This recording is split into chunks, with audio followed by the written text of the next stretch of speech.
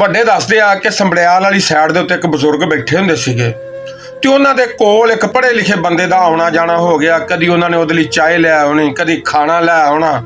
ਪਿਆਰ ਮੁਹੱਬਤ ਦੱਸਦੇ ਇੰਨਾ ਵੱਧ ਗਿਆ ਕਿ ਉਹਨਾਂ ਨੇ ਉਹਨੂੰ ਘੁੱਟਣਾ ਨੱਪਣਾ ਸ਼ੁਰੂ ਕਰ ਦਿੱਤਾ। ਕੋਈ 5 ਸਾਲ ਦਾ ਅਰਸਾ ਗੁਜ਼ਰਿਆ ਤੇ ਬਾਬਾ ਜੀ ਨੇ ਆਖਿਆ ਕਿ ਇਸ ਗੱਲ ਇਹ ਆ, ਬੱਚਾ ਤੂੰ ਅੱਜ ਤੋਂ ਸਾਡਾ ਚੇਲਾ ਤੇ ਅਸੀਂ ਤੇਰੇ ਗੁਰੂ। ਮੰਗ ਸਾਡੇ ਕੋਲ ਕੀ ਮੰਗਣਾ, ਅਸੀਂ ਹੁਣ ਇੱਥੋਂ ਕੂਚ ਕਰ ਦੇਣਾ, ਇਹ ਜਗ੍ਹਾ ਤੈਨੂੰ ਦੇ ਦੇਣੀ ਆ। ਉਹਨਾਂ ਕਿਹਾ ਬਾਬਾ ਜੀ ਗੱਲ ਇਹ ਆ, ਜੇ ਤੁਸੀਂ ਇੱਥੋਂ ਕੂਚ ਕਰ ਜਾਣਾ ਨਾ ਤੇ ਮੈਨੂੰ ਕੁਛ ਫੈਜ਼ ਦੇ ਦਿਓ।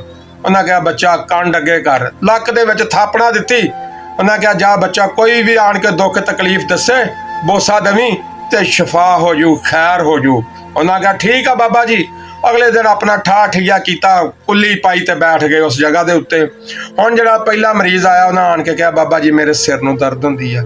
ਉਹਨਾਂ ਨੇ ਸਿਰ ਨੂੰ ਬੋਸਾ ਦਿੱਤਾ, ਮਰੀਜ਼ ਸ਼ਫਾ ਯਾਬ ਹੋ ਗਿਆ। 2-4 ਘੰਟਿਆਂ ਬਾਅਦ ਇੱਕ ਹੋਰ ਬੰਦਾ ਆਇਆ, ਉਹਨਾਂ ਆਣ ਕੇ ਬਾਬਾ ਜੀ ਮੇਰੇ ਕੰਧੇ ਨੂੰ ਦਰਦ ਹੁੰਦੀ ਆ। ਉਹਨਾਂ ਨੇ ਕੰਧੇ ਨੂੰ ਬੋਸਾ ਦਿੱਤਾ ਵਾ, ਉਹ ਵੀ ਠੀਕ ਹੋ ਗਿਆ, ਉਹ ਵੀ ਸ਼ਫਾ ਯਾਬ ਹੋ ਗਿਆ।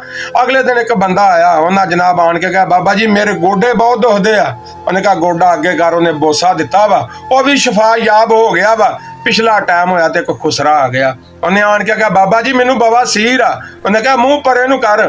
ਬਾਬਾ ਜੀ ਹੁਣਾਂ ਨੇ ਬੋਸਾ ਦਿੱਤਾ ਵਾ, ਖੁਸਰਾ ਠੀਕ ਹੋ ਗਿਆ, ਪਰ ਚੇਲੇ ਦੇ ਮੂੰਹ ਨੂੰ ਬਵਾਸੀਰ ਹੋ ਗਈ। ਉਹ ਇਸ ਹੱਦ ਤੱਕ ਵੱਧ ਗਈ ਆ ਕਿ ਹੁਣ ਉਹ ਔਰਤਾਂ ਨੂੰ ਗਾਲਾਂ ਕੱਢਦਾ ਫਿਰਦਾ ਵਾ। ਕਦੀ ਔਰਤਾਂ ਨੂੰ ਟਰੈਕਟਰ, ਟਰਾਲੀ, ਡੈਂਪਰ, ਕਦੀ ਕੂੜਾ, ਕਦੀ ਕਰਕਟ।